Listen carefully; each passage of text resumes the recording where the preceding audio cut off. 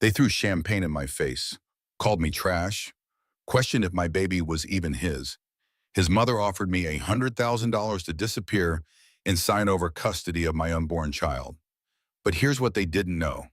What nobody in that room full of Manhattan's elite knew as they laughed at my Honda Accord in my modest apartment. I was worth $52 billion. I'm Sarah Morrison, and this is the story of how I went from being publicly humiliated as a gold digger to watching the same people who destroyed me beg for mercy. Trust me, you won't believe how this ends. My phone screen glowed in the fluorescent hospital lights. Another text from an unknown number. Everyone knows what you are. That baby probably isn't even his. Leave while you still have dignity.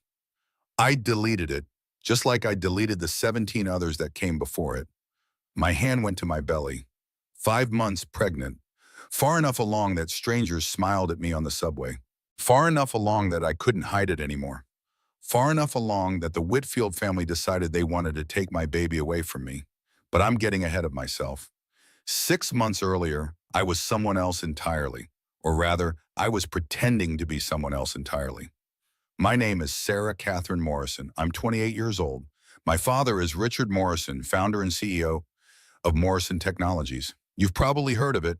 $52 billion valuation, Forbes 400, all that. But for 4 years, nobody knew that about me. Not my friends, not my colleagues, and definitely not my fiance. I lived in a modest one-bedroom apartment in Brooklyn's East District. I drove a 2019 Honda Accord with a dent in the passenger door. I worked as an independent business consultant under my mother's maiden name, Sarah Bennett. Why would someone with access to unlimited wealth choose to live like this? The answer was simple, really. I wanted to find real love. I know how that sounds. Poor little rich girl playing pretend. But stay with me, because this story isn't what you think it is. When I was 19 years old, I watched my mother die in a hospital room, not unlike the one I'm sitting outside of right now. Ovarian cancer, stage 4, 3 months from diagnosis to death. My father held her hand until the very end. Richard Morrison, one of the most powerful men in America, reduced to a sobbing mess as the love of his life slipped away. At the funeral, he pulled me aside. His eyes were red, his expensive suit rumpled. He looked 10 years older than he had 3 months before. Your mother married me when I had $200 in my bank account, he told me. She loved me, Sarah. Not the money I might make someday.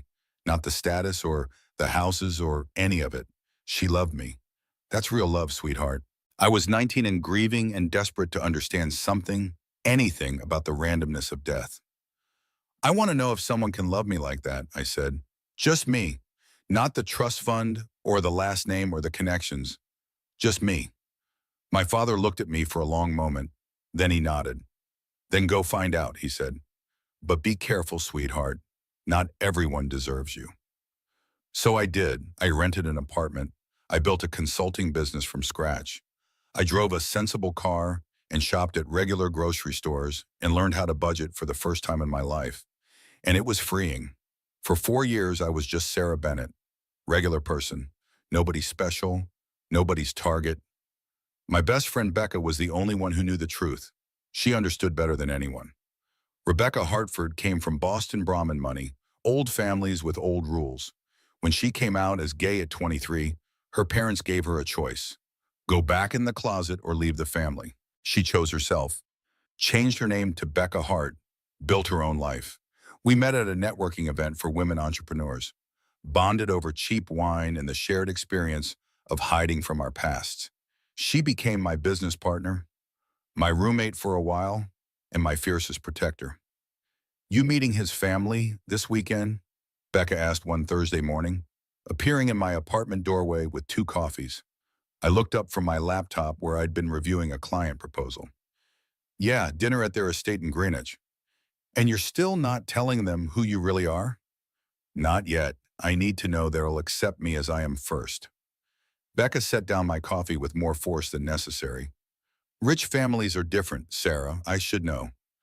Mine disowned me for being gay, remember? James says they're traditional but fair. Traditional means they think their shit doesn't stink. Fair means they hide the knife before they stab you. I waved her off. You're being paranoid. No, Becca said quietly, I'm experienced. There's a difference. But I didn't want to hear it because I was in love. His name was James Nathaniel Whitfield, and I met him 14 months before everything fell apart. It was at a charity 5K race in Central Park. I was volunteering at a water station, handing out cups to exhausted runners. James came through, grabbed a cup, and actually stopped to say thank you. You're the first volunteer who's actually smiled today, he said, breathing hard. You're the first runner who said thank you, I replied. He had kind eyes, that's what I noticed first. Brown eyes that crinkled at the corners when he smiled. Sandy hair damp with sweat. A runner's build, tall and lean. I'm James. Sarah. We talked for 3 hours after the race ended, sitting on a park bench watching the sunset over the Manhattan skyline. He told me about his job as a senior partner at Berkshire Legal Group. I told him about my consulting business. Neither of us mentioned money or status or family names. It was perfect. We went on our first real date 3 days later. Coffee at a diner, not some fancy restaurant. His choice. I spend all day with people who want something from me, he explained, stirring cream into his coffee. Clients, colleagues, everyone's always performing. But you just seem real. Over the next year, we built something beautiful, cooking disasters in my tiny kitchen, late-night conversations on my fire escape, weekend hikes in the Catskills. Simple things, real things. He talked about his family sometimes. His mother, Victoria, who he described as traditional and protective. His older brother, Marcus, a corporate attorney. His younger sister, Jennifer, fresh out of college. My mom has my life planned out, he said one night, lying in my bed, fingers tracing patterns on my shoulder. Sometimes I feel like I'm suffocating. So stop letting her control you, I said. He laughed, but it sounded uncomfortable. It's complicated. Family legacy, expectations. You know how it is. I didn't, actually. My father had always encouraged me to find my own path, but I let it slide. Red flag number one. I just didn't see it yet. 3 months before everything imploded, James took me to our favorite diner, the one where we'd had our first date. He was nervous, fidgeting with his water glass. Sarah Bennett, he said, pulling out a small velvet box. You're the most real person I've ever met. Everyone in my world is fake, performing, calculating, playing games. But you're just you. Will you marry me? The ring was beautiful, modest by Whitfield standards, though I didn't know that then, a simple solitaire diamond on a platinum band. Yes, I said through tears. Yes, absolutely yes. We kissed across the cracked vinyl booth, and I thought, this is it. This is real love, the kind my parents had, the kind that transcends everything else. I was so naive. 6 weeks after we got engaged, I was in my bathroom staring at 3 pregnancy tests, all positive. I sat on the edge of my bathtub, phone pressed to my ear, waiting for Becca to pick up. I'm pregnant, I said when she answered. Okay, breathe. This is good news, right? You love James. I do, but Becca, I haven't met his family yet. What if they think I got pregnant on purpose? What if they think I'm trapping him? Then they're idiots. Sarah, you've been together over a year. You're engaged. This is normal. His family is intense about appropriate timing and family planning, according to James. I need to wait for the right moment to tell them. And when are you telling James? After the family dinner. Once they see I'm serious about him, once they accept me, then I'll tell everyone together. It'll be perfect. Nothing about this plan sounds perfect. But I didn't listen. I thought I had it all figured out. I was 3 months pregnant, walking into enemy territory, and I'd left all my weapons at home. The Whitfield estate was exactly what you'd expect from old money. Greenwich, Connecticut. Massive colonial mansion with white columns and a circular driveway, fountain in front, perfectly manicured gardens that probably required a staff of 10. I pulled up in my Honda Accord, suddenly very aware of the dent in the passenger door. James arrived in his BMW right behind me. He opened my car door, looking nervous. You look beautiful, he said. I'm terrified. Don't be. Just let me lead the conversation at first, okay? He squeezed my hand so tight my fingers went numb. That should have told me everything. The front door opened before we could knock. A woman descended the staircase in the foyer like she was making an entrance at the opera. Victoria Whitfield. Designer dress that probably cost more than my monthly rent. Diamonds at her throat and wrists. Silver hair in a perfect chignon. The kind of woman who looked like she'd been born wealthy and had spent every day since making sure everyone knew it. James, darling. She kissed his cheeks, then turned to me. Her eyes traveled from my head to my toes in approximately 2 seconds, cataloging, judging, finding me wanting. And you must be Sarah. She extended her hand. The handshake was limp, like touching something distasteful. Mrs. Whitfield, it's so nice to finally meet you. Bennett, I don't believe I know any Bennetts. Where is your family from, dear? Connecticut originally, my mother's side. And what do they do? Business, medicine, law?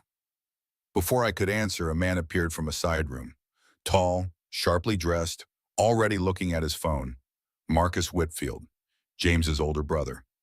Big business or small business? He asked without looking up. Let me guess, local chain? Strip mall real estate? Light laughter from people gathering in the doorway. I saw a young woman, early 20s, trying to hide a giggle. Jennifer. Marcus, come on, James said, but his voice was weak. We're just getting to know her, James, Victoria said smoothly. Don't be sensitive.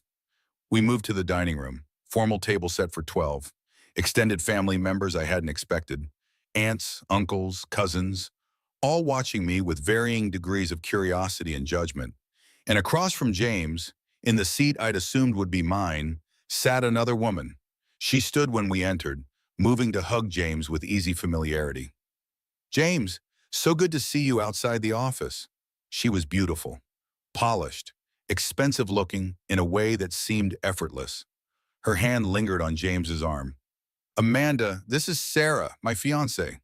Amanda's smile didn't reach her eyes. Oh, I've heard so much about you. The way she looked at me made my skin crawl, like I was an obstacle she was calculating how to remove. Dinner was an interrogation disguised as polite conversation. So Sarah, where did you go to school? NYU, Business Administration. Marcus smirked. State school. Practical. NYU isn't a state school, Jennifer started, but Marcus cut her off. Compared to Yale or Harvard, it might as well be. James stayed quiet. I noticed. And you work as a consultant? Victoria asked. What does that entail? I help businesses optimize their operations, supply chain management, cost reduction, efficiency protocols. Freelance? Marcus interrupted. I have my own practice. So? Yes, freelance. No stable employer. He was typing something on his phone under the table. Amanda jumped in. That must be stressful. The uncertainty. James works such long hours. I'm sure you understand being at the same firm. Sometimes we work until midnight together. She touched James's arm again. He didn't move it away fast enough.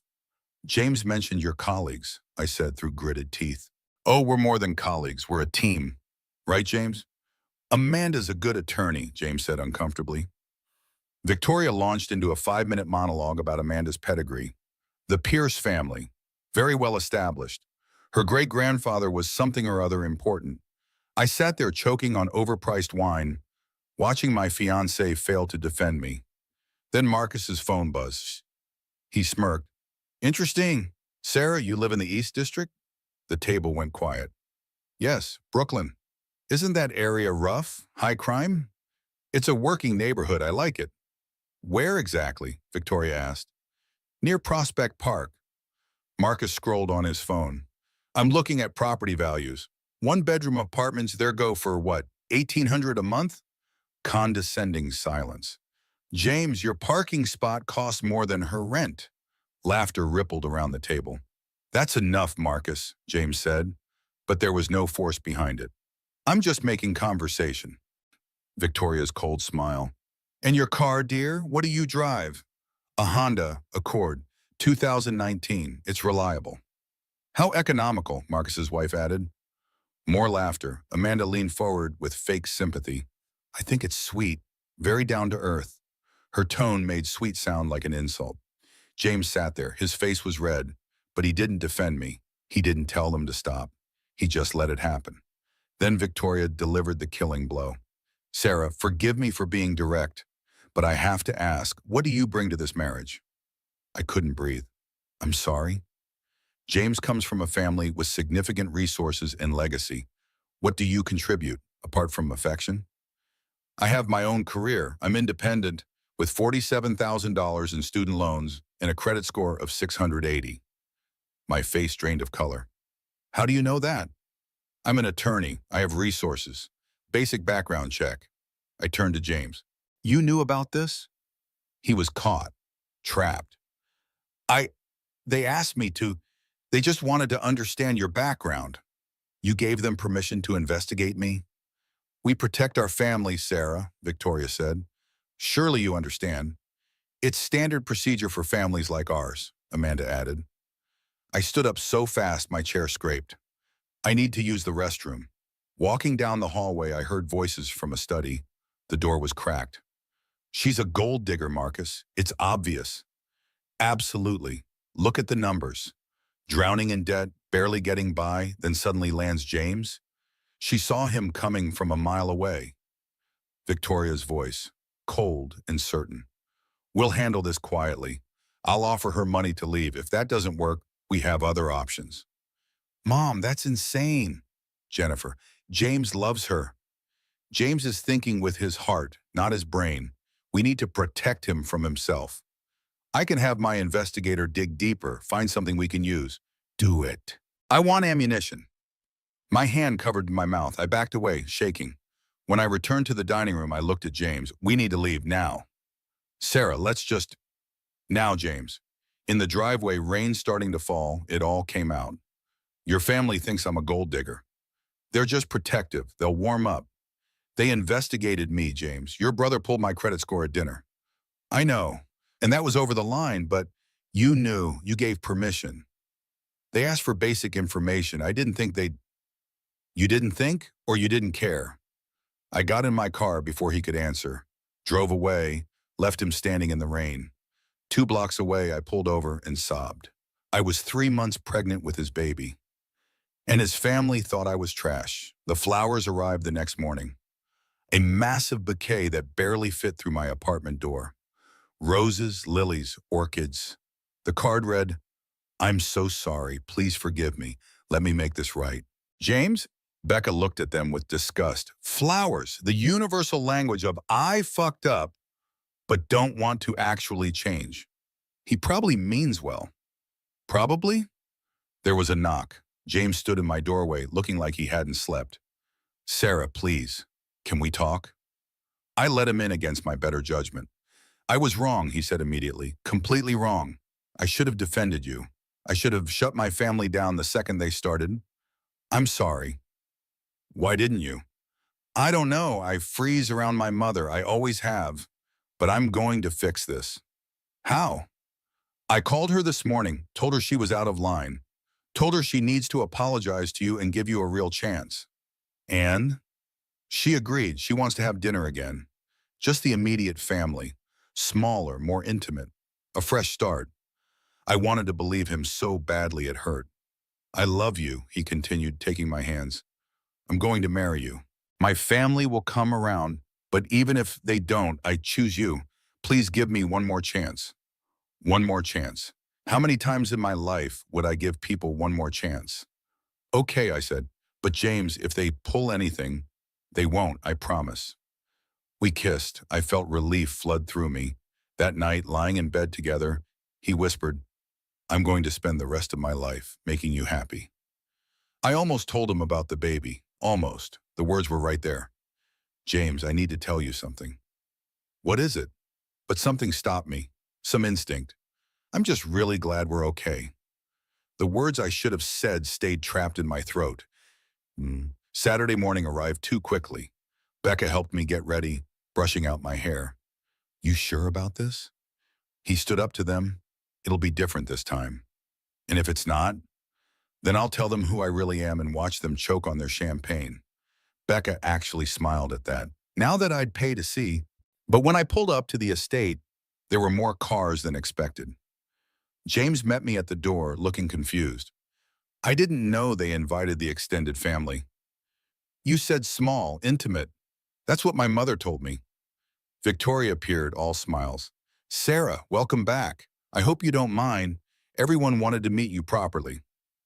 There were at least 25 people there. Cousins, aunts, uncles, family friends, and Amanda right in the center like a queen on a throne. The dining room felt like a trap closing around me.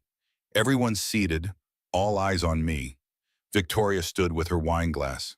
Everyone, thank you for coming. James has asked us to give Sarah another chance to make a first impression. So here we are. Polite applause. I felt sick. I didn't know about this, James whispered. I swear. Then stop it. I can't just... And there it was. He couldn't. He wouldn't. I was alone. After appetizers, Marcus stood with a tablet. Before we continue, I think it's important we all understand who Sarah really is. Since she's joining our family, we should know her background. Marcus, don't, I started. He connected his tablet to a large screen on the wall. Photos appeared. My apartment building.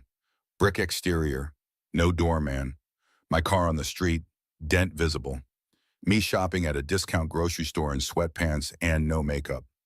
Gasps around the table.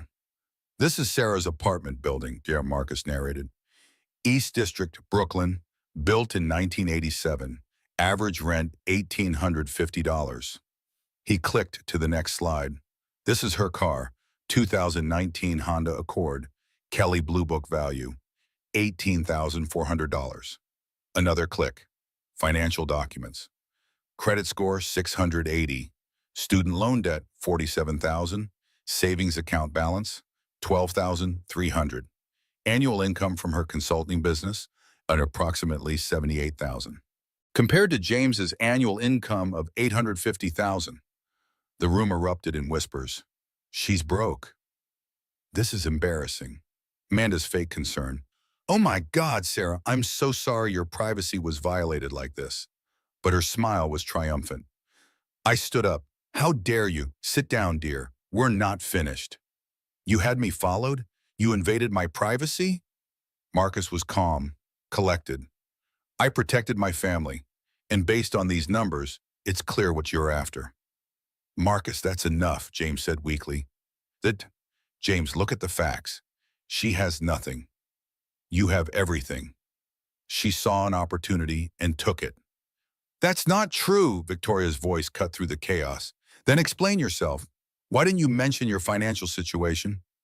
Why hide your modest circumstances? Because I didn't think it mattered. I thought James loved me for who I am, not what I have. Convenient philosophy when you have nothing, Marcus said. Laughter from around the table. Then Amanda stood, walked over to James, put her hand on his shoulder. Victoria, maybe I should take James outside. This is hard for him. I was across the table in 2 steps. Take your hand off my fiancé. Sarah, I understand you're upset. Do you? Victoria's voice. Amanda, dear, stay. You're practically family. My blood ran cold. What does that mean? Marcus and Victoria exchanged a look. Mom, don't, Jennifer said quietly. But Victoria ignored her. Sarah, there's something you should know. James and Amanda have been spending a great deal of time together. Late nights at the office, working dinners, private meetings. I looked at James. What is she talking about? Sarah, it's not what you think. Amanda pulled out her phone. James, maybe we should tell her the truth.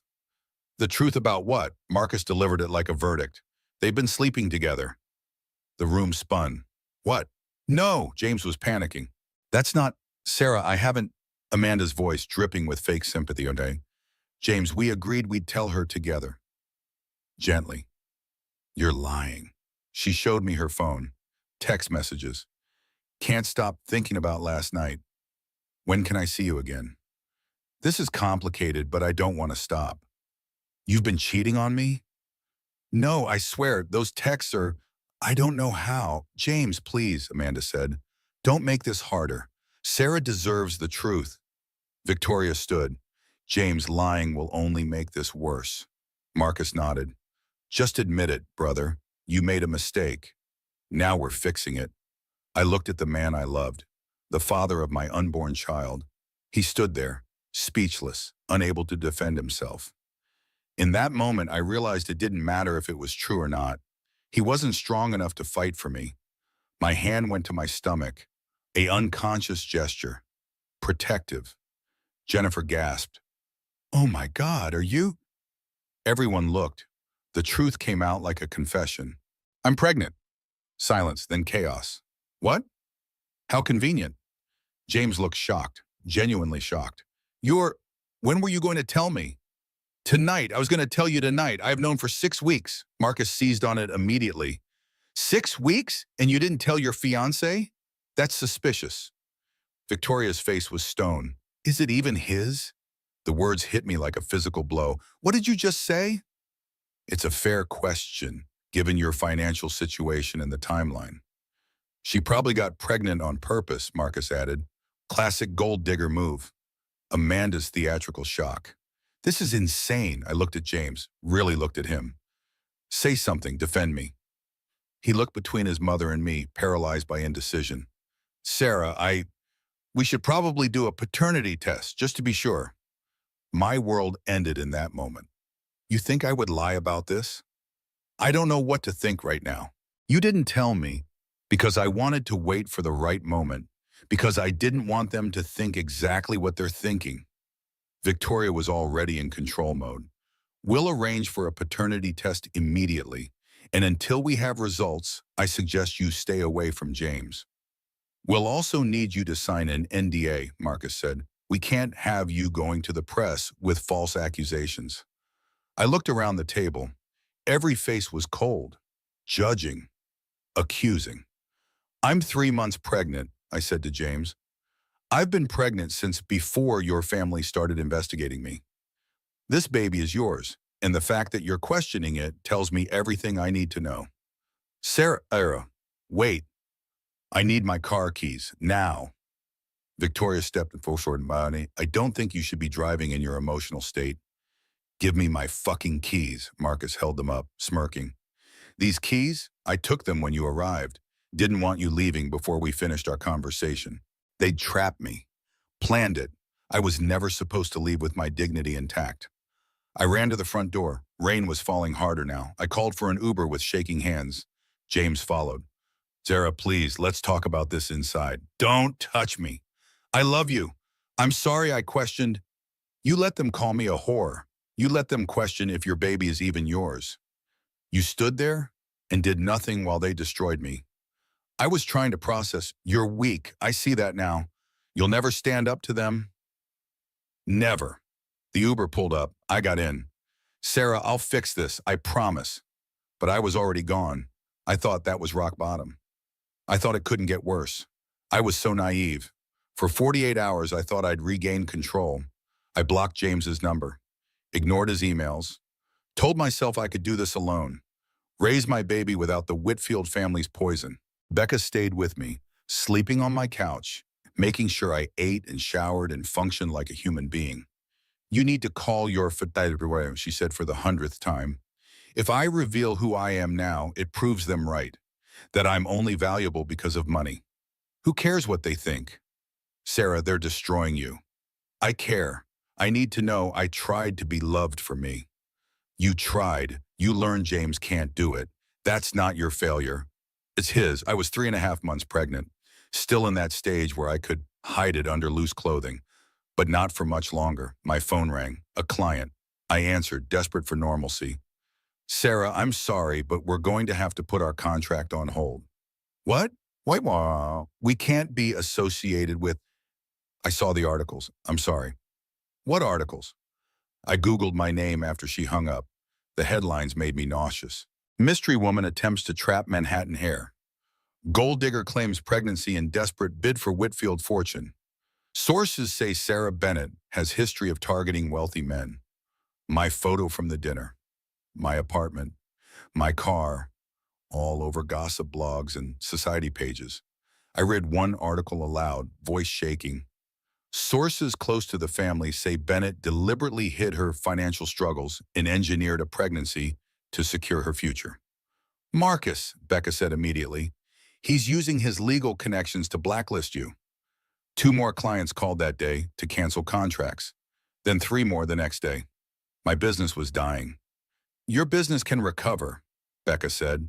Sarah, you're pregnant, being publicly destroyed, and you're still protecting them? Wait, I didn't, because I wanted to prove that people should be valued for who they are, not what they have. If I reveal my identity now, that whole point is lost. Your health is more important than a point. My phone buzzed. Text from an unknown number. Everyone knows what you are. That baby probably isn't even his. Leave while you still have dignity. Another buzz. Gold-digging whore. Another. You should be ashamed. Another. That baby deserves better than you. They kept coming, dozens of them, all from different numbers, all saying the same thing. I was worthless. I was a liar. I was a gold digger. How did they get my number? I whispered. Sarah, please, call Richard. End this. Not yet. But that night, everything changed. I was in my bathroom, getting ready for bed, when I saw it. Blood, not much, just spotting, but enough to send ice through my veins. No, no, no, no, no. I grabbed my phone, hands shaking so badly I could barely dial. Becca, something's wrong. There's blood. I'm bleeding. I'm calling 911. Stay calm. I'm losing my baby. I'm losing her because of them. You're not losing her. We're getting you to the hospital right now. The ambulance arrived in 7 minutes, longest 7 minutes of my life. The emergency room was fluorescent bright and terrifying. Nurses rushed around. Someone put an IV in my arm. Someone else pressed a Doppler to my belly, searching. Then I heard it. The heartbeat. Fast and strong and real. Dr. Patricia Williams came in 20 minutes later. Mid-40s, kind eyes, no-nonsense demeanor.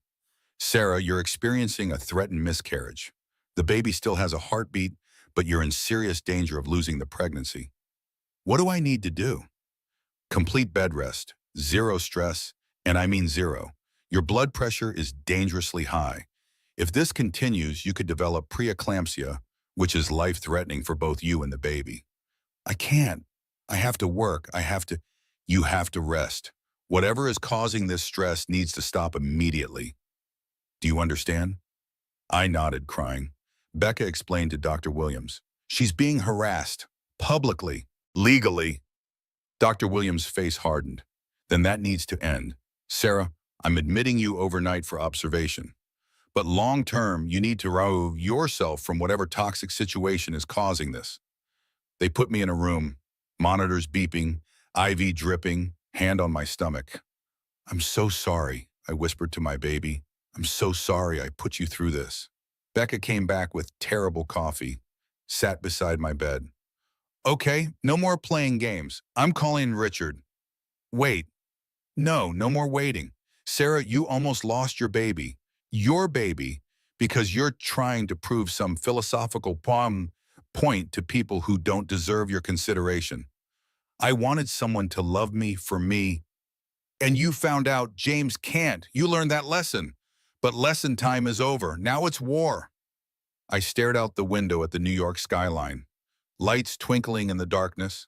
People in those buildings living normal lives. People who weren't being destroyed by the family of the man they loved. The internal monologue started, the one I'd been avoiding for weeks. I'd spent 4 years hiding who I was, pretending to be normal, pretending wealth didn't matter. But maybe Becca was right. Maybe I wasn't being noble.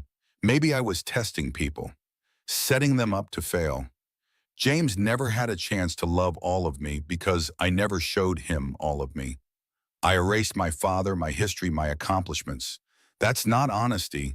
That's a different kind of lie. His family was evil. But I'd played games too, and now my baby was paying the price. My father earned that $52 billion, built it from nothing, worked 18-hour days for 30 years, and I was his daughter. That wasn't something to hide. That was something to own. I wanted to be valued for my character. But character isn't about hiding who you are. It's about owning all of who you are and making choices that matter. I was Sarah Catherine Morrison, daughter of Richard Morrison, businesswoman, and I was about to become a mother. I was done apologizing for existing. I turned to Becca, eyes clear and cold. Call my father, tell him I need him here in the morning, with his lawyers, and tell him to bring everything. Becca smiled. Now we're talking. They wanted to know who I really am? They're about to find out. But the night wasn't over. Around 10, there was a knock on my door. James stood there with flowers. Sarah, thank God. I heard you were in the hospital. Who told you? Jennifer. She felt guilty. Sarah, are you okay? Is the baby? The baby is fine. No thanks to your family. I'm so sorry. I know I failed you. I know I should have protected you. But I'm here now. I laughed. It came out bitter and broken. You're 3 weeks too late. I broke up with Amanda. Completely. I told her to stay away from me. You broke up with Amanda? You mean the woman you never actually dated? How noble. He looked confused. What do you mean? I know, James. I've known for a week. Amanda couldn't keep up the lie. She confessed to Jennifer, who told Becca. Your mother paid Amanda $200,000 to claim you two were sleeping together. He went pale. What? Photographs were staged. Text messages were faked using a burner phone. Your mother set it all up to drive me away. And it worked. He sat down heavily in the chair beside my bed. Oh my God, my own mother hired someone to frame you, yes. Why didn't you tell me? Because it doesn't matter, James, whether you actually cheated or not, you didn't fight for me. You let them destroy me. You questioned if our baby was yours.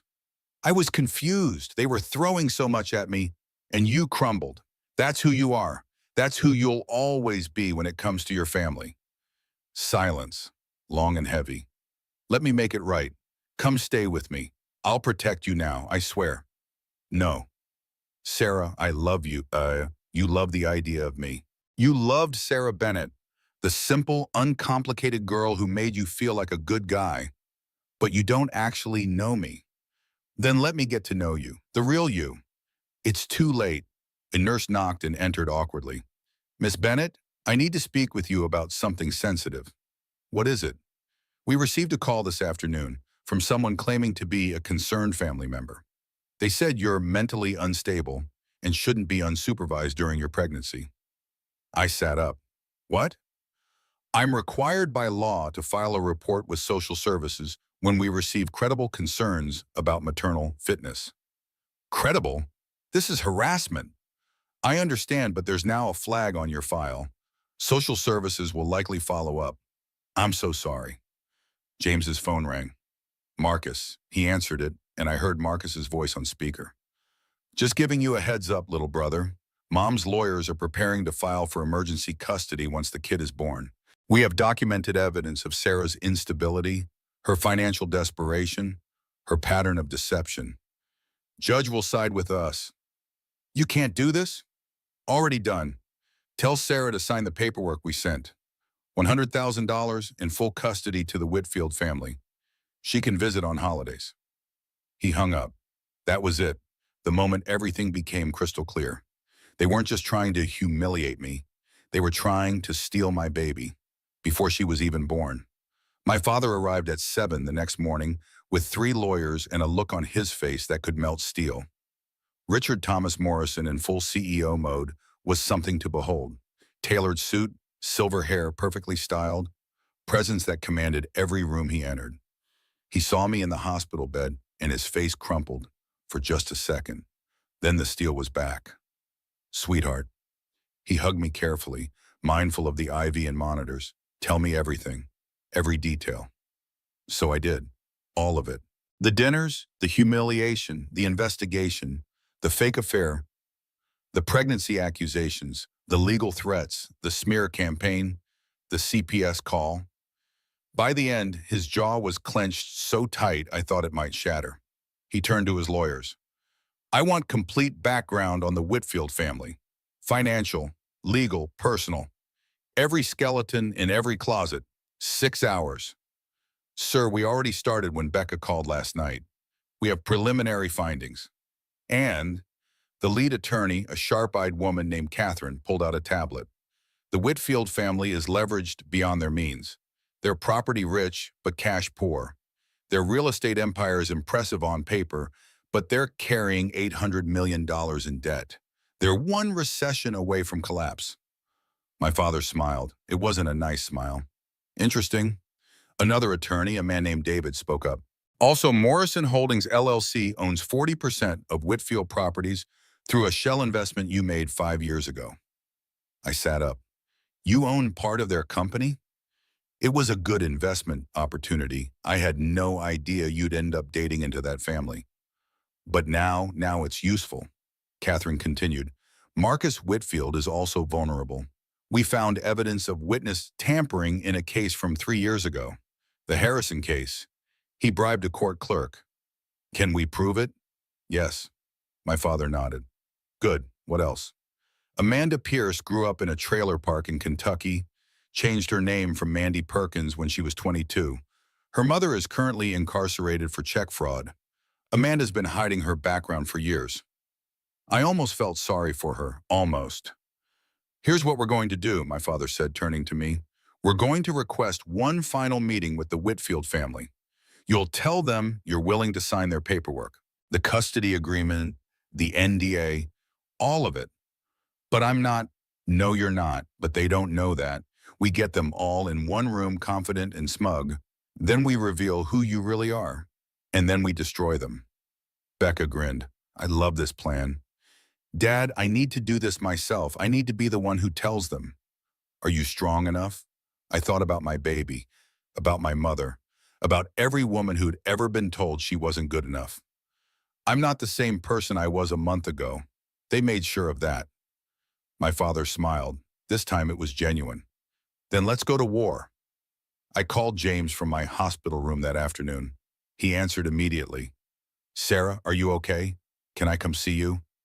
I've thought about your family's offer. What offer? The $100,000 and custody arrangement. I'll sign. Silence. Then, no, Sarah, you can't. I'm tired, James. I can't fight anymore. Your family wins. Sarah, please don't do this. Let me fix. Tell your mother I'll meet with everyone tomorrow at the estate, noon. I'll sign whatever she wants. Sarah, I won't let them take our baby. It's done, James. See you tomorrow. I hung up. He had no idea I'd just set the trap, I said to Becca. And they're all going to walk right into it, she replied. That night, I couldn't sleep. I kept thinking about what I was going to say, how I was going to feel watching their faces when they realized the truth. Part of me felt guilty, like I was proving them right, that I was only valuable because of money. But another part of me, the part that had almost lost my baby, the part that had been called a gold digger and a whore, that part wanted to watch them burn. Dr. Williams discharged me the next morning with strict instructions. No stress. If you feel any cramping, any bleeding, anything unusual, you come right back. I will. Sarah, she caught my arm. Whatever you're about to do, be careful. Your baby's health depends on you staying calm. I know, thank you. My father had a car waiting, black SUV with tinted windows. One of his security team members drove. I wore a simple black dress, hair pulled back, minimal makeup.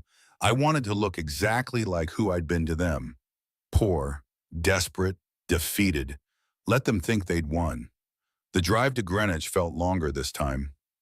My father sat beside me, silent and steady. Your mother would be proud of you, he said quietly. Would she?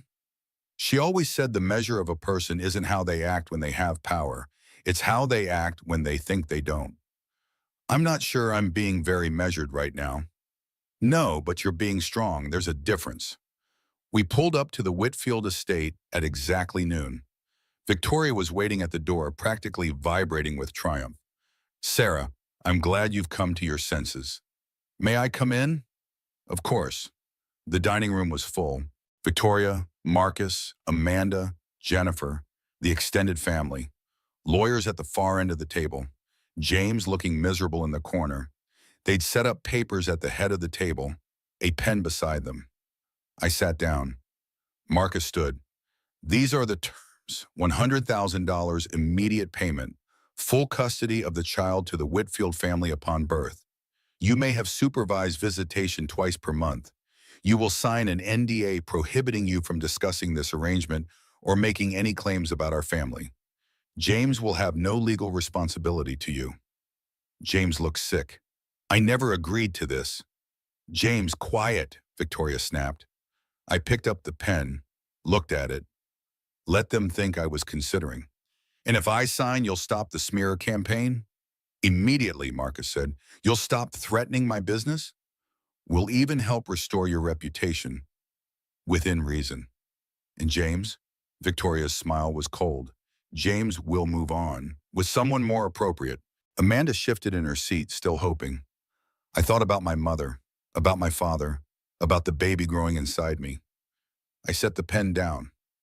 No, Victoria blinked. Excuse me? I said no, I'm not signing anything. Marcus leaned forward. Then we'll destroy you in court. You'll lose everything. I stood up, smiled. Everything? Let me tell you about everything. The room went quiet. My name isn't Sarah Bennett. Bennett is my mother's maiden name, which I've been using for 4 years. My legal name is Sarah Catherine Morrison. Confused looks around the table. Victoria's tone was condescending. Am I supposed to know that name? You should. My father is Richard Morrison. Morrison Technologies. $52 billion net worth. Silence. Marcus pulled out his phone, frantically typing. You're lying. Am I? Call him. Here's his direct number. I wrote it on a napkin, slid it across the table. Marcus dialed, waited. My father answered on speaker. Hello, Mr. Whitfield. I've been expecting your call. Marcus's face drained of all color. Mr. Morrison? Yes, I understand you have been harassing my daughter. We should discuss that. Victoria grabbed the phone. Mr. Morrison, this is Victoria Whitfield. There's been a terrible misunderstanding. No misunderstanding. You investigated my daughter, humiliated her publicly, called Child Protective Services on her, attempted to extort custody of my grandchild. Those aren't misunderstandings. Those are attacks. He hung up. The room exploded in whispers. I let them process for a moment. Then I continued. Let me clarify something for everyone who seems confused about the situation. The Whitfield family fortune is approximately $3.2 billion. Impressive by most standards. I paused for effect. Morrison Technologies is worth $52 billion. My trust fund alone is worth $8 billion. The Whitfield family's entire net worth wouldn't cover my annual investment income. Marcus was still frantically typing. This can't be real. It's real. I've been living as Sarah Bennett for 4 years because I wanted to find someone who loved me for who I am, not for my last name or my bank account. I wanted to know if real love existed. I looked at James. I thought I found it. I was wrong. He had tears streaming down his face. Sarah, I did love you. I do love you. You love Sarah Bennett. Simple, uncomplicated, easy to control. But you never knew me, the real me. Victoria recovered faster than I expected. She stood, drawing herself up. Fine, you're wealthy. Congratulations. That doesn't change the fact that you lied. You deceived my son about your identity. That's manipulation. I never lied. I used my legal name. I told the truth about my life. No one asked if my father was a billionaire, and I didn't volunteer it. That's not deception. That's privacy. You deliberately withheld information. Like you deliberately invaded my privacy, hired investigators, published lies about me online, called CPS to create a paper trail to steal my baby. We were protecting our family. From what? A woman who loved your son? No, you were protecting your egos. You couldn't stand the idea that your son fell in love with someone you deemed beneath you. Except I'm not beneath you. I never was. Amanda stood. You lied to James about who you are. That's emotional fraud. I turned to her. And you? You took $200,000 from Victoria to pretend you slept with James. That's actual fraud. I have Jennifer's testimony. Amanda went white. I don't know what you're talking about. Jennifer, tell them. Jennifer stood, shaking but determined. Amanda told me everything. Mom paid her $200,000 to fake an affair with James. The photos were staged. The text messages were from a burner phone. None of it was real. Jennifer, sit down, Victoria started. No, Mom, I'm done. What you did was evil. I'm testifying to everything. The doors opened. My father walked in with his legal team and security. He looked every inch the billionaire CEO, commanding, powerful, terrifying. Mrs. Whitfield, we need to talk. Victoria tried to recover, tried to smile. Mr. Morrison, surely we can resolve this between reasonable people. Reasonable people don't terrorize pregnant women. Marcus stood. This is a family matter. No, this is a business matter now. My father's voice could cut glass. Marcus, you're an attorney. Tell me about fiduciary duty. What? Morrison Holdings LLC owns 40% of Whitfield Properties. Were you aware? Victoria and Marcus exchanged looks of pure horror. We had no idea. Of course not. It's been a passive investment until today. As of 8 this morning, I contacted every minority shareholder in Whitfield Properties, explained the situation, explained how your family has been behaving. Marcus started. I now have pledges representing 64% of voting shares. As of our emergency board meeting tomorrow, the Whitfield family will be removed from all executive positions at Whitfield Properties. You're out. Gasps around the table. Someone dropped a glass. It shattered on the marble floor. You can't do this! Victoria's composure was cracking. That company is our legacy. Your legacy of cruelty? I'll find better stewards. My father turned to Marcus. I've also been informed of some questionable legal practices in your career. The Harrison case, where you bribed a court clerk. He nodded to Catherine, who pulled out a document. That's privileged, Marcus said weakly. Not anymore. The state bar will receive this tomorrow morning. Expect a disbarment hearing. Marcus turned on Victoria. You said this wouldn't blow back on us. My father wasn't done. Ms. Pierce, he turned to Amanda, too. You work at Berkshire Legal Group, correct? Amanda looked terrified. Yes. You accepted $200,000 to commit fraud. That's a felony. Sarah, are you pressing charges? I looked at Amanda, saw the desperation in her eyes, the fear. For a moment, I remembered that she grew up in a trailer park, that she'd changed her name, hidden her past, tried so hard to be someone else. We weren't so different, she and I. But then I remembered the text messages, the fake affair, the role she played in almost making me lose my baby. Yes. Amanda started crying. Victoria made me. She said she'd ruin me if I didn't help. You're 29 years old, I said coldly. You made a choice. Now face the consequences.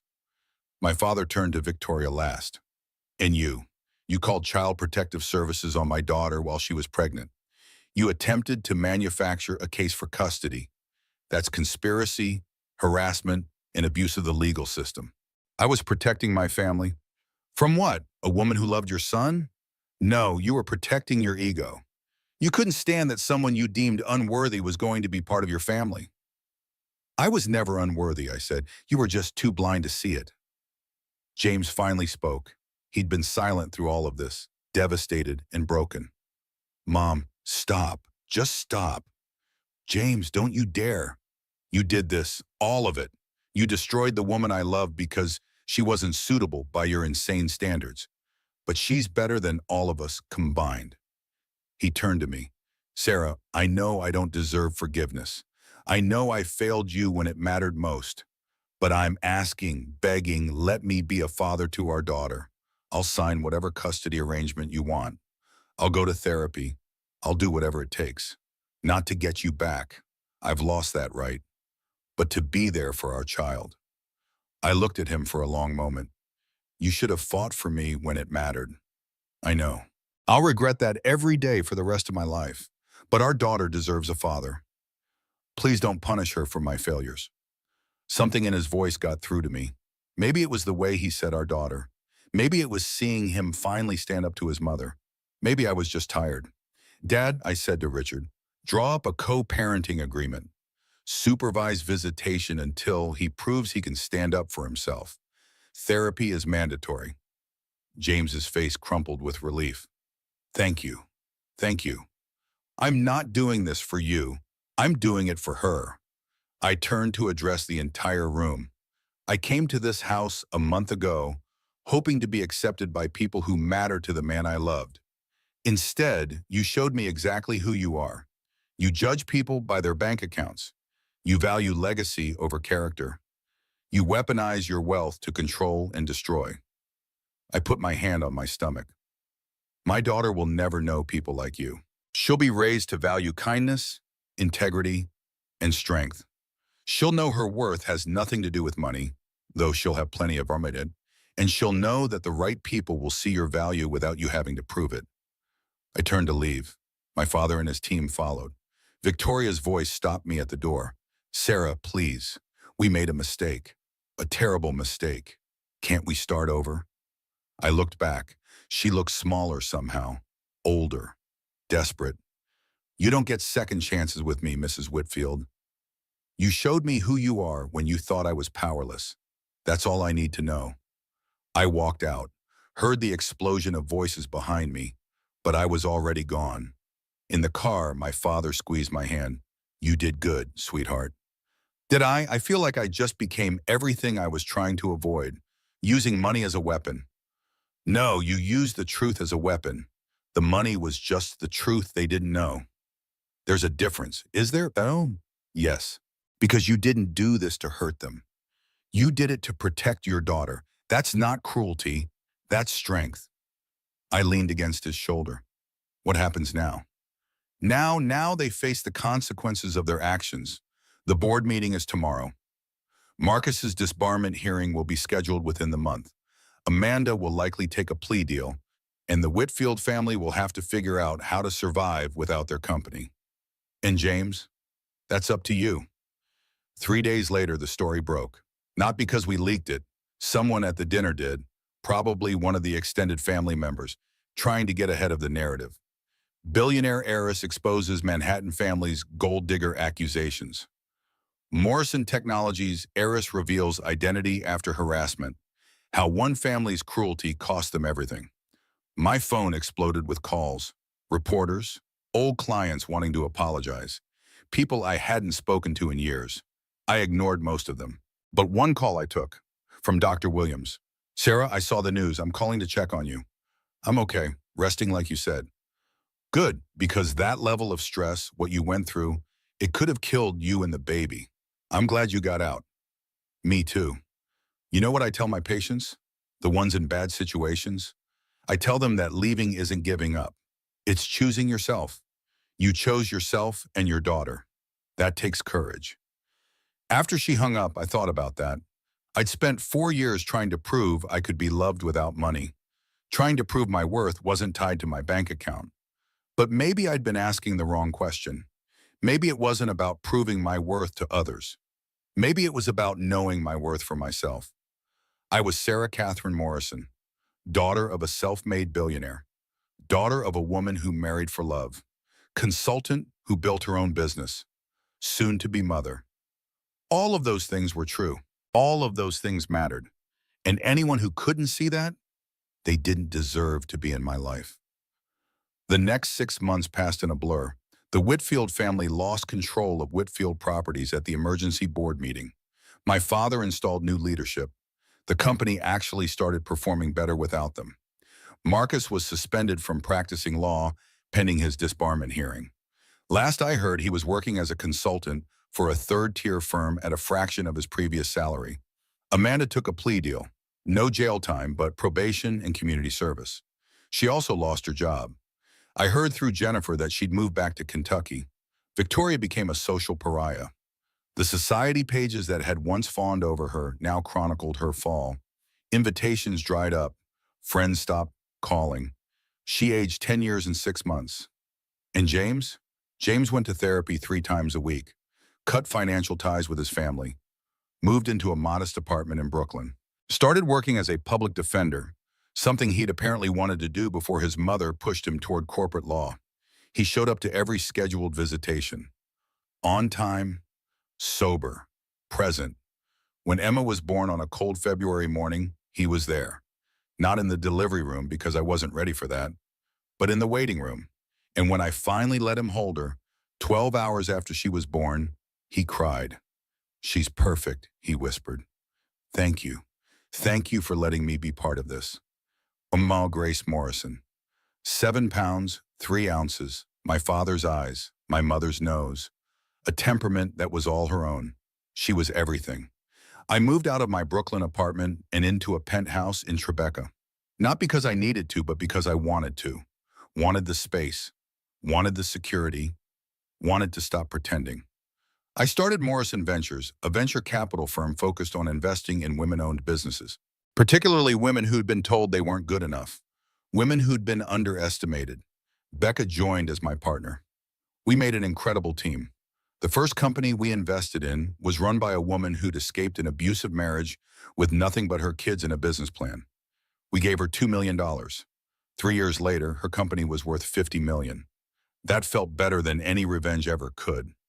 Jennifer reached out about 4 months after everything happened. Nervous, apologetic, genuine. "I'm so sorry," she said over coffee. "I should have said something sooner. I should have stood up to my mother." "You were scared, I understand." "That's not an excuse." "No, but it's human." We became friends, cautious at first but real. She was young and still figuring out who she was outside of her family's expectations. I understood that better than anyone. 1 year after Emma was born, I was in my office at Morrison Ventures. Floor-to-ceiling windows, Manhattan skyline stretching out forever. Emma in a playpen in the corner, stacking blocks. I'd just gotten off a video call with a founder I was investing in, a woman who'd bootstrapped her way from nothing to something remarkable. "I love the pitch, Christine. Morrison Ventures is in for a $2 million seed round. Let's build something amazing." I hung up and picked up Emma. "You see that, baby girl? That woman just got funding for her dream. Nobody asked if she was good enough.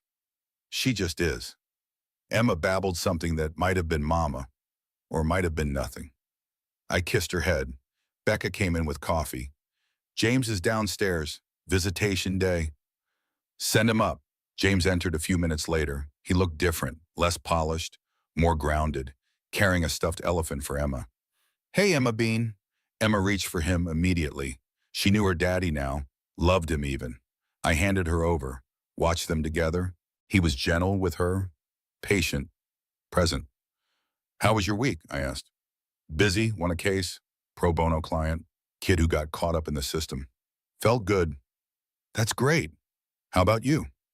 "Closed 3 deals. Emma's sleeping through the night now." "That's amazing. I saw the Forbes article. Sarah Morrison building her own empire. I'm proud of you." "I didn't do it to impress you." "I know. That's why it matters." There was a pause. Something unspoken hung in the air. "My therapist says I'm making progress," he said. "I've cut financial ties with my family completely. Living on my own income now, it's humbling. But good." "That is good." "Sarah, I know I don't deserve a second chance." "You're right, you don't." His face fell. "But Emma deserves a father who shows up. And you've been showing up. Every week. On time. Present. That counts for something. Thank you for letting me be her dad." We looked at each other. Really looked. For the first time in over a year. "Bring her back by 6, I said. He nodded, left with Emma. Becca watched them go. "You still love him." I loved who I thought he was. "And now?" I looked out the window at the city below. "Now I don't know. Maybe he's becoming someone I could love again. Maybe not. Either way, I'm okay." "You're more than okay. You're thriving." I smiled. "I am, aren't I?" Because that was the truth. I was thriving. Not because I destroyed the Whitfield family. Not because I had money or status or power. But because I'd finally learned to value myself. All of myself. The parts that came from wealth and the parts that came from struggle. The parts that were strong and the parts that were vulnerable. I was enough. I'd always been enough. The Whitfield family had tried to make me small, tried to make me feel worthless, tried to convince me that without their approval, I was nothing. But they were wrong. I was Sarah Catherine Morrison. And I didn't need anyone's permission to know my worth. Sunday afternoons became my favorite time. I'd take Emma to the park near our building. Just the two of us. No nannies, no security hovering too close. Just mom and daughter. The playground was always full. Other parents, other kids. No one knew who I was here. Or if they did, they didn't care. I pushed Emma on the baby swing. She was 15 months old now, starting to talk. More and up and dada and mama. Every word felt like a miracle. Higher, mama, I pushed gently, watched her laugh, head thrown back, hair flying. On a bench nearby, James sat, close enough to see Emma, far enough to give me space. Learning boundaries. This was our routine now. He had visitation 3 days a week, supervised at first, then unsupervised after 6 months of therapy and good behavior. He'd earned that trust back slowly, painfully, one day at a time. After the park, Emma and I got hot chocolate from the corner cafe. She got more on her face than in her mouth, but that was part of the fun. My phone rang. Becca, emergency meeting tomorrow, 10 a.m. The Patterson deal is falling apart. What happened? Their board got cold feet.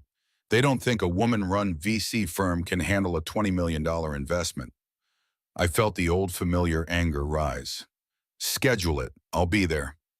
Want me to bring the big guns? Your dad offered to sit in. No, we don't need him. We've got this. Because that was important. My father was always there as backup, but I'd learned I didn't need to hide behind him. Morrison Ventures was mine, my success, my reputation. The next morning, I walked into that boardroom in my power suit and heels and laid out exactly why Patterson Technologies would be lucky to have Morrison Ventures as their investor. I had the numbers, the track record, the vision. They signed. Becca high-fived me in the elevator afterward. That was badass. That was necessary. Still badass. Back at the office, Emma was with her nanny in the building's childcare center. I'd set it up specifically so other working parents in the building could access quality care. It was one of the things I was most proud of. I picked her up at 3. We went home, had dinner, bath time, story time. Good night, baby girl. Night, mama.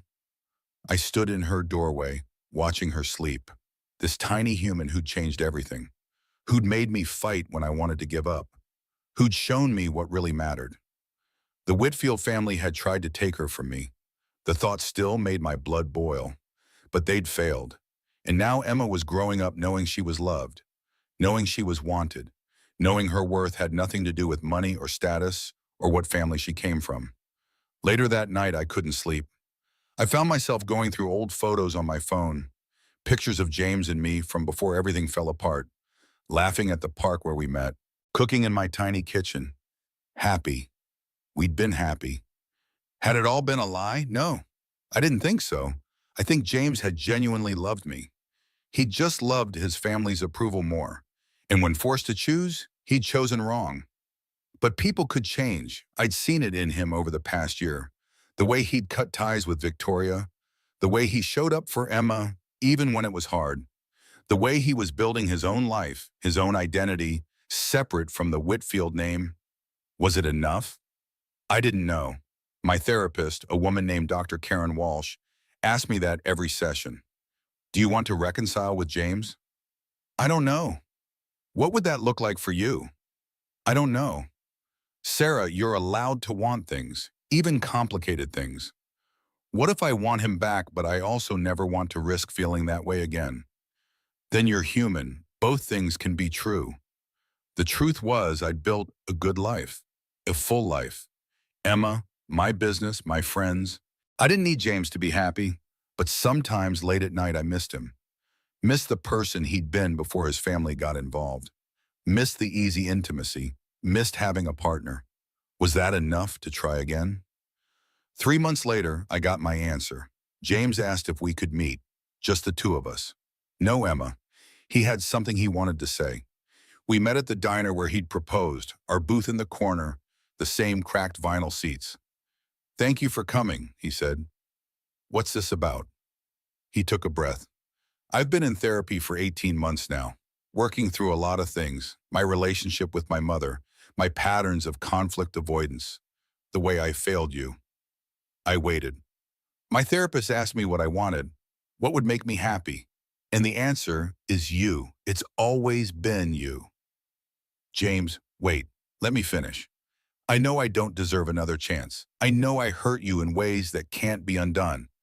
But I'm asking anyway, not for you to take me back right now. Just for the chance to date you, really date you, to know all of you, not just the parts you thought I could handle. I don't know if I can trust you. I know I have to earn that back. I'm willing to do whatever it takes. I looked at him, really looked, saw the changes, saw the work he'd put in. Why now? Because I'm finally becoming the man you deserved a year ago. And because I don't want to look back in 10 years and know I never tried. I stirred my coffee, thought about my mother, about the love she and my father shared, the kind of love that transcended everything else. Could James and I have that?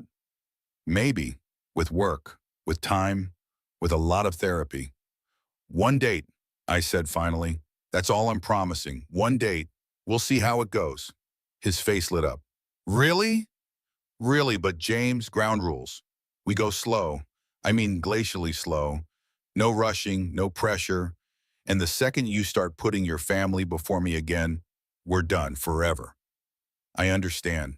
And you meet me as Sarah Morrison, all of me. The wealth, the business, the family connections. No more hiding. I wouldn't want it any other way. We scheduled the date for the following weekend. A real date. Not coffee at a diner, not dinner at my place after Emma went to bed. A proper date. He took me to a gallery opening in Chelsea, art and wine and conversation. He asked about Morrison Ventures, about my investments, about my vision for the company. I want to fund 1,000 companies run by women who've been told they're not good enough, I said. Women who've been underestimated. Women like me. You're incredible, he said. I don't know if I ever told you that properly. How incredible you are. You didn't have to, I know. He laughed. See, that confidence, that's what I love about you. At the end of the night, he walked me to my car. Can I kiss you? I thought about it, decided yes. It was gentle, tentative, new and familiar all at once. Good night, Sarah. Good night, James. I drove home smiling. Did that mean we were getting back together? No, not yet. But it meant maybe. Maybe with time. Maybe if he kept showing up. Maybe if we both kept doing the work. And maybe was enough for now. 1 year and 3 months after Emma was born, I stood in front of 200 people at a women's leadership conference. The moderator introduced me. Sarah Morrison, founder and CEO of Morrison Ventures, daughter of tech icon Richard Morrison, and one of Forbes' 30 under 30. The crowd applauded. Thank you for being here, I said. I want to tell you a story about how I almost let other people's opinions destroy me, and how I learned that knowing your worth isn't about what you have, it's about knowing who you are. I told them about the past 2 years, not all of it. The details were private, but the broad strokes, hiding my identity, falling in love, being humiliated, almost losing my baby, finding my strength. I spent 4 years pretending to be someone I wasn't, I said. I thought if someone loved me without knowing about the money, that would prove I was lovable for me. But here's what I learned. You can't be loved for who you really are if you're not showing who you really are. Women in the audience nodded. The Whitfield family judged me for being poor, but I was judging them for being rich. I was running a test they didn't know they were taking. And when they failed, I felt vindicated, but I wasn't being honest either. I paused. Here's the truth. Money doesn't make you worthy or unworthy. It's just money. What makes you worthy is how you treat people, what you do with your power, whether you lift others up or tear them down. The Whitfield family used their power to try to destroy me, so I used mine to stop them. Not because I wanted revenge, though I'd be lying if I said that wasn't satisfying, but because they were trying to take my daughter. And no one gets to do that. The crowd erupted in applause. After the speech, women lined up to talk to me, to shake my hand, to tell me their stories. A woman in her 50s. My ex-husband tried to use his money to take my kids. I fought him for 3 years. Thank you for fighting too. A woman in her 20s. I grew up in poverty, started my own business. Investors keep telling me I don't have the right background. Your story gives me hope. A woman my age. My in-laws hate me because I didn't go to the right schools. This helped me see I'm not crazy for being hurt. I hugged them all, took their business cards, told them to reach out if they ever needed anything. Because that was the point, wasn't it? Using my power for something good. That evening, James met me for dinner. Emma was with my father and his nanny for the night. Grandpa-granddaughter bonding time. James had made reservations at a nice restaurant in Soho. We'd been dating carefully for 6 months now, taking it slow, building trust. I watched your speech online by Bob, he said over appetizers.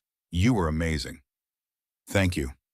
I keep thinking about what you said, about running a test I didn't know I was taking. That really resonated. I waited. I failed that test, Sarah, spectacularly, and I'm still not sure I deserve a second chance. You don't, I said honestly, but Emma deserves a father who shows up. And maybe, just maybe, I deserve a partner who's done the work to be better. Am I? Better? You're getting there. He reached across the table, took my hand. I love you, all of you, the billionaire heiress and the business consultant, the woman who drives a Honda and the woman who lives in a penthouse, all of it. I love you too, I said, and realized it was true. But James, I need you to understand something. I'm not the same person I was 2 years ago. I won't make myself smaller for anyone, not ever again. I wouldn't want you to. And if your mother ever, my mother is not part of my life anymore. I talk to Jennifer occasionally, but Victoria, we're done. I made my choice. I studied his face, saw the truth there.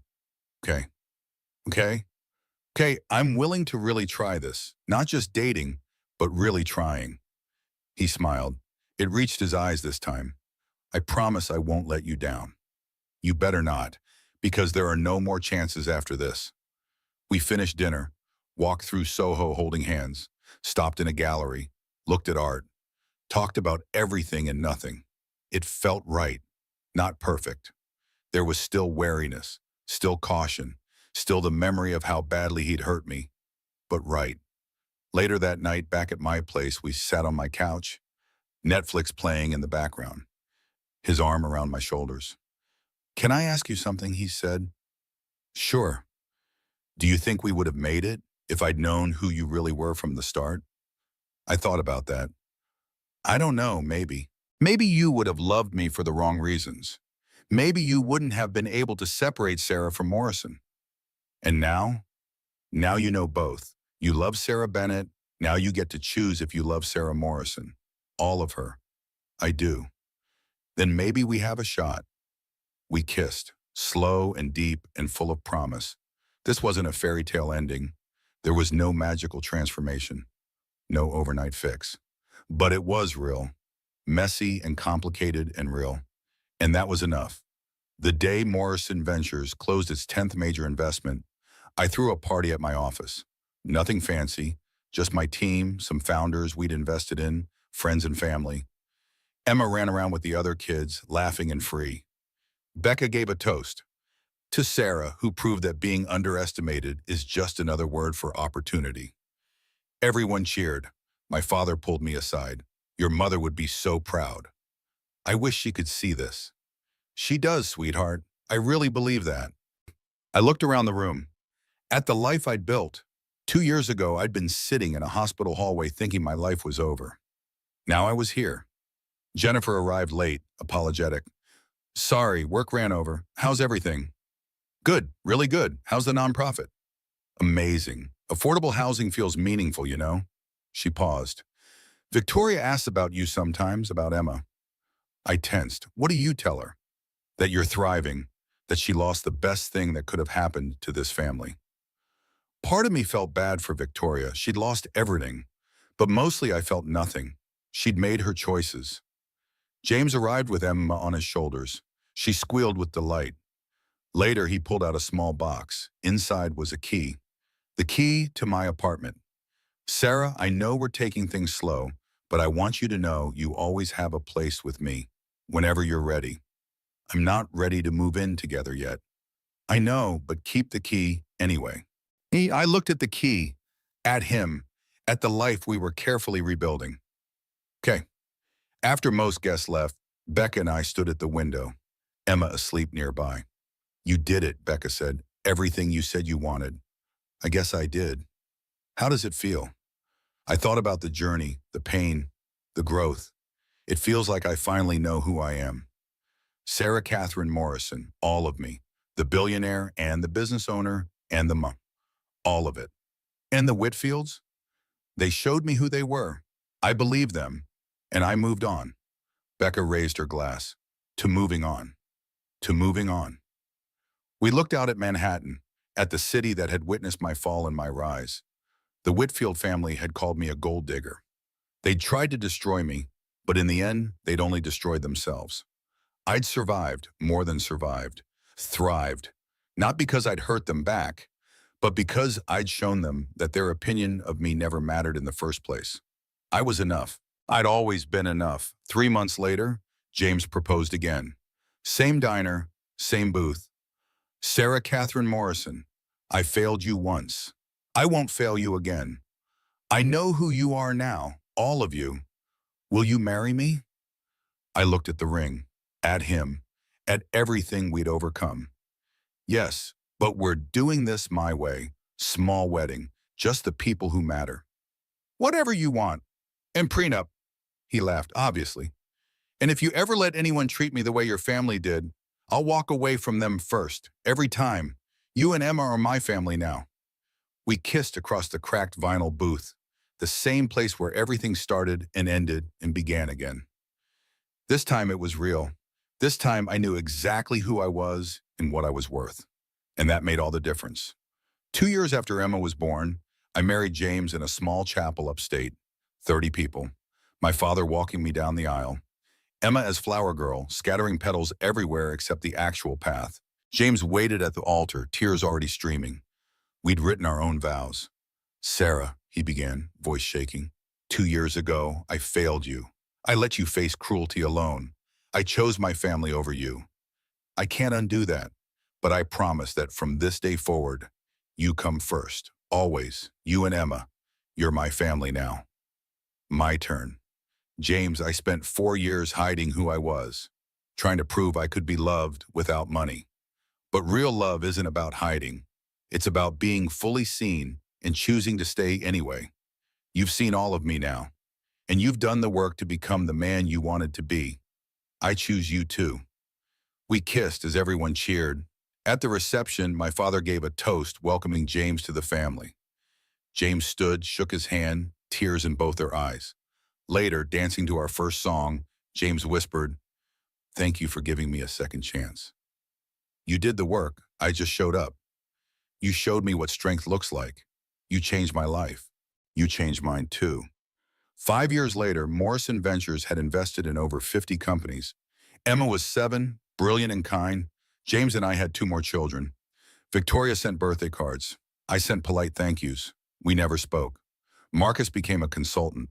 Amanda, a social worker. Jennifer became my close friend and godmother to my second daughter. The Whitfield estate was sold. Victoria moved to Florida. James didn't visit. "Do you ever regret cutting ties?" I asked once. "No, I chose you. That's what matters." Morrison Ventures grew. We funded hundreds of businesses. We changed lives. People asked me constantly, "How did you overcome being called a gold digger?" I stopped caring what they thought. I stopped proving my worth to people who'd already decided I was worthless. I started knowing my worth for myself. Everything else followed. On Emma's 10th birthday, she asked about the story. "Mama, did Daddy's family really try to take me away?" "They were scared. When people are scared, they do terrible things. But we're all safe now, and you're so loved."